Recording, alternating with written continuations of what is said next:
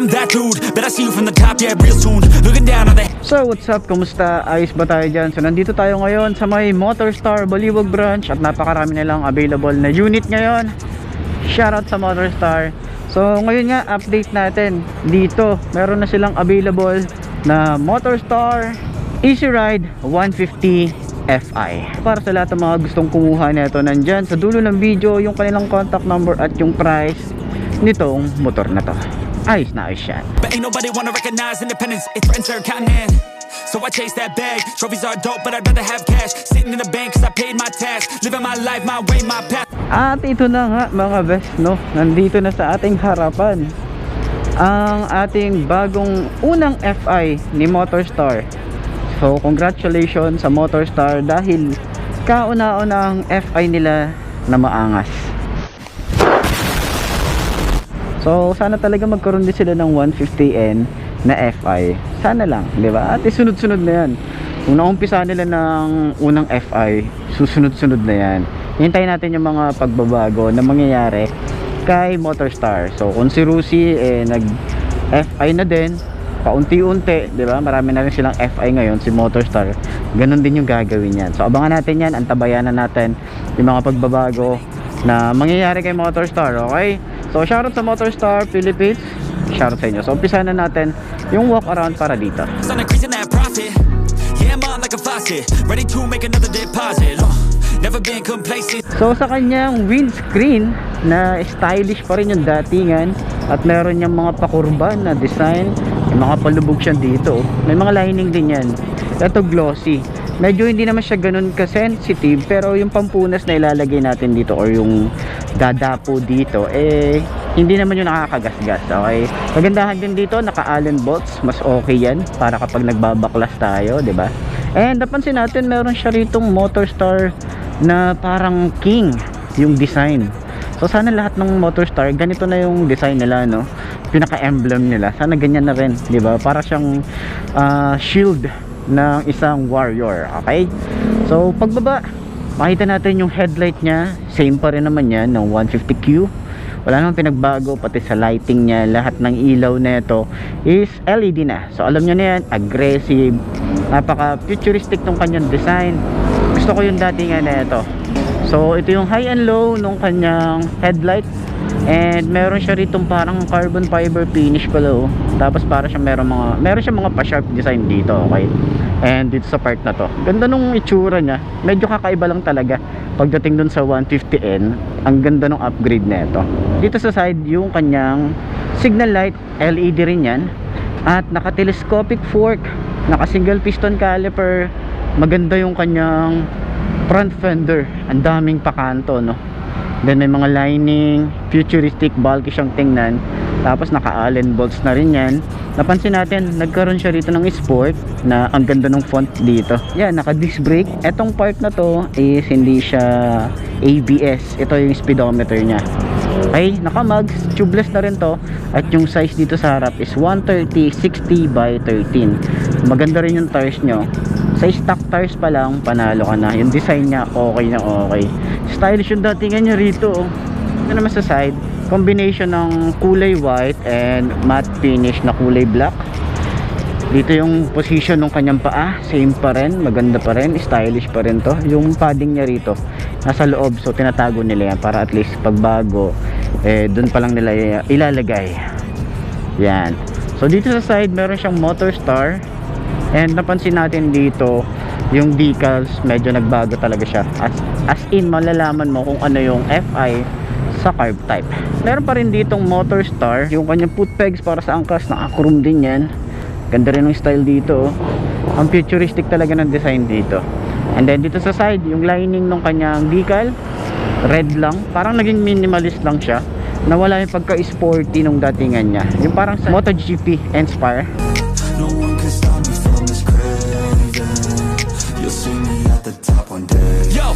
Stylish yung datingan nung kanya cover para sa kanyang blower. Yung Fi, ayan, oh. Yung throttle body niya, para talagang yung nasa RFI 175 ko. Ganito itsura. Grabe, oh. Ang linis lang, pero sana rito meron siyang harang, no?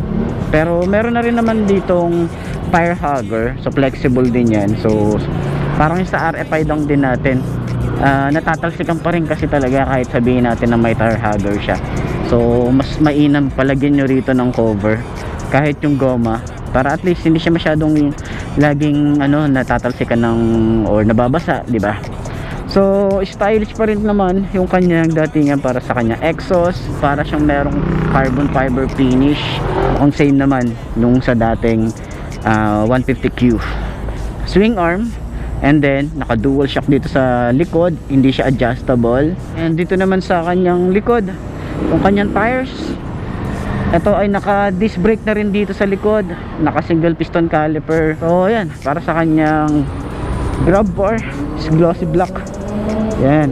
And then sheesh, CX25R yun ah. So yan, yung sa kanya namang taillight is LED rin yan, signal light nya LED rin. Meron siyang reflector dito, side by side naman yan. Plate light, tapos yung kanyang lagay ng plate, and meron siyang reflector dito sa pinakailalim or sa pinakababa. Yan, bulky siyang tingnan ito sa kanyang rear fender. So yung size nga pala halos same lang din sa harap, is 130/60 by 13. Yan.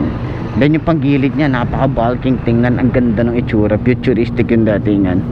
Yan, ito alikabok lang to, hindi siya gas-gas. Okay, yan, alikabok siya. Yan. Tapos meron din siyang kickstart, tinanggal lang nila, inalis lang muna, pero meron, ayan o, at least diba, hindi nila tinanggal yung kickstart. Tapos meron siya rito Motorstar na naka emblem, pero nakatago siya dun sa pinaka, parang meron siyang box. Okay, sa center stand, side stand, sa side stand nya is wala siyang kill switch. Yan, sana mag-upgrade din sila rito or magdagdag sila ng another features dito para sa side stand nya. Tigas yung side stand nya. Yan, pero dito naman napansin naman natin yung center stand nya, tapos yung side stand nya makapal siya, mukhang hindi naman siya tinipid. Big grind hard, throw a few jabs, big hook next to the dome, knock her straight back down to the floor. Anyone in my way smacked, I don't take bad thoughts, no, I remove that. My team got good minds, I can prove that. Yan, dito sa gilid nga pala meron siyang scratch resistance dito, para at least, di ba? Dito yung palaging umaangkas, ito yung palaging nagagasgas dito sa gilid ng ating motor. Pero sana binuo nila rito, kasi yung OBR natin dito tatapak, syempre ito yung unang magagasgas dito. Yun lang, napansin lang din natin. Tapos nagustuhan ko rin dito yung Easy Ride 150, yung Easy Ride nya na emblem, napaka premium nung datingan. Then yung sticker nya rito, red, blue, and red, yung 150 Fi nya. Then sa upuan, same pa rin naman.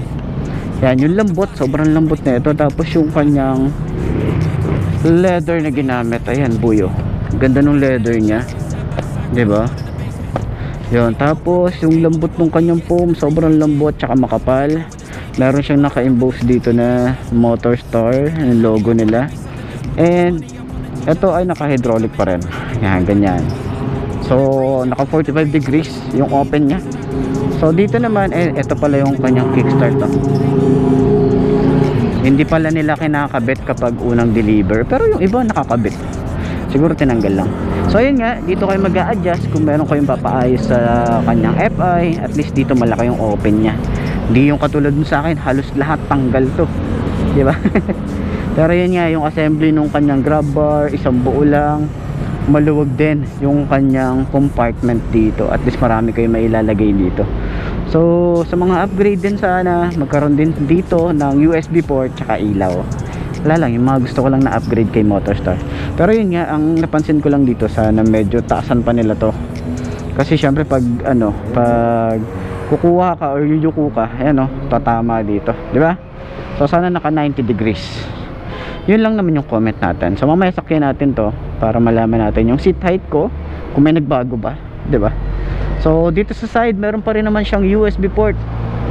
You know, ito ay ready na, nakadalawa or dalawa na pala to. Dalawang USB port, so cord na lang yung kailangan nyo. So pwedeng mag-charge dito sabay si rider tsaka si OBR. Ayos yun ha, galing nun ha, nice. Ayos yung ginawa ni Motorstar na yun. Tapos malaki or maluwag dito, kasya dito bottled water ng mga 16 ounce. Kasya, tsaka malalim siya. Meron din tayong side pocket dito. You know, ito pwede kayo maglagay dito ng barya, siguro cellphone na maliit. Medyo makipot lang siya compare dito sa kabila na maluwag. Okay, siguro mga docks pwede kayo maglagay dito. Ano lang siya, di taas lang siyang ganyan. Ingatan nyo lang dito yung pangkawit na to kasi ano siya, plastic. Okay, bigla nyong hugutin, masira. So ingat pa rin tayo. So ayan, sa handlebar ay ito, yung sa kanyang ignition key, ito umiilaw to, LED rin yan. Ito yung itsura ng kanyang susi, yun o. Ito yung itsura niya oh. Ganda rin, tsaka hindi siya basta-basta makokopya kasi ito yung itsura ng susi niya. Medyo palubog siya rito, no? Then, ayan nga. Ayan yung itsura niya. So, hindi siya naka-activate, okay? So, maganda yung ignition key niya. Meron siyang parang carbon fiber finish dito. So, dito na rin binubuksan yung ating fuel. Buksan natin. Yun oh. Ang bilis nung ano, response ah. Oh, panis. So, malalim siya. So, kung nag-worry kayo kung malalagyan yung ating tank, hindi, meron siyang butas doon para in case na mapasukan siya ng tubig, hindi rekta doon sa tangke. So, malalim din siya, oh. Kaya, doon sa mga nag-worry kung papasukan ba yung tangke, hindi siya mapapasukan. Secured siya, okay? Sa seat naman, saglit lang siya. Napakalambot lang, oh. Ang lambot. And then, dito naman sa kanyang handlebar, yan, meron pa rin tong parang carbon fiber finish. Dito sa kulay white, pansin natin, white yung part dito, glossy yan. White din yung part dito sa may kanyang panel gauge.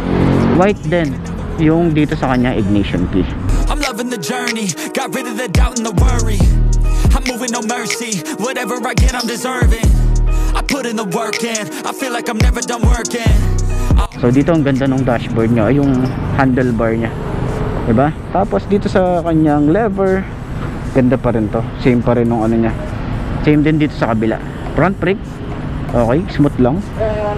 Sa kanyang rear, yan, maganda rin. Tapos yung kanyang grip is makapit din siya. Pwede kayo maglagay ng bar and side mirror dito.